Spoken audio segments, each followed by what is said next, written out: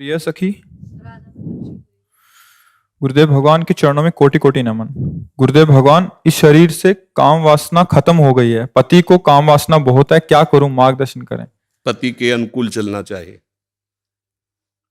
जब दो पाणी ग्रहण करते हैं पति और पत्नी, तो एक दूसरे को सहयोग करके मित्र भाव से चलाना चाहिए।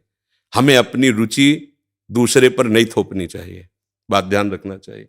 हम दोनों एक मार्ग के साथी हैं, तो हमको चाहिए कि हमें अपनी रुचि उसके अनुकूल करनी चाहिए, उसको चाहिए कि हम अपनी रुचि को एक दूसरे के अनुकूल कर ले। अगर आपकी रुचि नहीं है तो पति को मनाइए और अपनी रुचि में उसको अनुकूल कीजिए। अगर वो अनुकूल नहीं होता तो आप कोशिश कीजिए कि आपकी वृत्ति के कारण कहीं वो व्यभिचार में ना उतर जाए, गंदे मार्ग में न जाए। उसका साथ दो, आप उसके साथी हो। आपका ब्रह्मचर्य उतना महान नहीं होगा जितना पति की आराधना महान होगी। पति को एक मित्र है, मान लो हम कह रहे हो वो पति परमेश्वर होता है, ऐसा मत मानिए।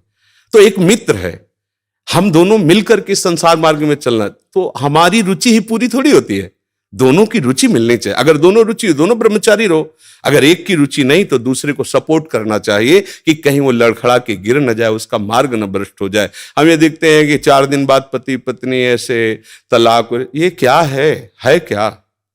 सिर्फ अपनी रुचि का पोषण नहीं होना चाहिए। अगर हम दो मिलते हैं, दोनों मित्र बनते हैं, तो एक दूसरे की रुचि का आदर करें, एक दूसरे की रुचि का सहयोग करें, तभी तो जीवन यात्रा चलेगी। नहीं तो कब ऐसे नहीं चलेगा। आप ब्रह्मचारी बन के बैठो और वो व्यभिचार में प्रवृत्त हो जाए, तो आपने पाणी ग्रहण किया था, ये आपकी मित्रता नहीं सही रही।